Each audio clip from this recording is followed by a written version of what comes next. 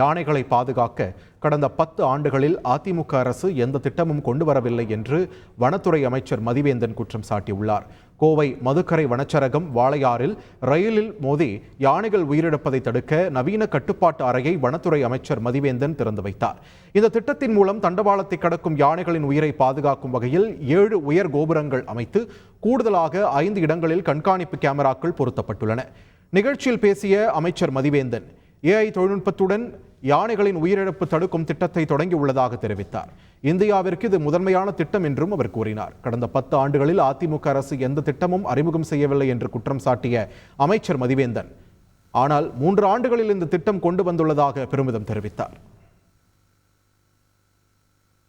வனப்பகுதியில் இருந்து யானைகள் வெளியே வருவதை கண்காணிக்க 5 இடங்களில் கட்டுப்பாடு மற்றும் கண்காணிப்பு மையம் அமைக்கப்படும் என்று தமிழக வனத்துறை கூடுதல் தலைமைச் செயலாளர் சுப்ரியா சாஹூ தெரிவித்துள்ளார். டெக்னிக்கல் கமிட்டியோட சஜஷன்ஸோட மேபி ஒரு வேலி மாதிரி we can try to put, but அது ஃபைனலைஸ் ஆகலை. இன்னும் 2-3 ரெக்கமெண்டேஷன்ஸ் வந்திருக்கு. கூடி சீக்கிரமா நாங்கள் அதை கூட இம்ப்ளிமெண்ட் பண்ணுவோம். அதுவும் டிஸ்கஸ் பண்ணிட்டு இருக்காங்க. பட் இப்போ சொல்ல முடியாது, பிகாஸ் மதருக்கும் காஃப் செப்பரேட் ஆகக்கூடாது. So we have to see to it that அவங்களுக்கு எந்த மாதிரியும் பாதிப்பு இருக்கக்கூடாது, மக்களுக்கும் இது இருக்கணும், சேஃப்டியாக இருக்கணும். ஸோ ஒரு சீக்கிரமாகவே நாங்கள் சொல்யூஷன் கொண்டு வருவோம். நீத்தி ஆயோக் ஃபண்டில் நாங்கள் 5 இடத்துல control and command centre Tamil Nadu பண்ண போகிறோம்.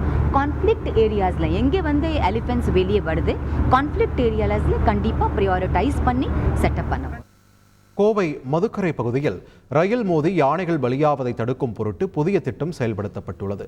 இது தொடர்பான குறும்படத்தை வனத்துறை கூடுதல் தலைமைச் செயலாளர் சுப்ரியா சாஹூ தனது எக்ஸ் தளத்தில் பகிர்ந்துள்ளார்.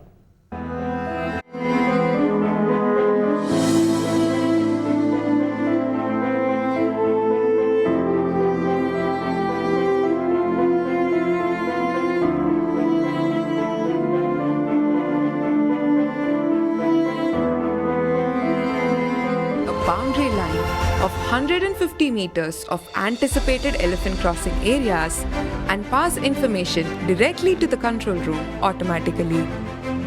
Frontline staff, along with the technical team, work on a rotational shift basis at the control room to track the animal movement round the clock, and information to the forest field workers and loco pilots is passed swiftly via calls, SMS and alerts.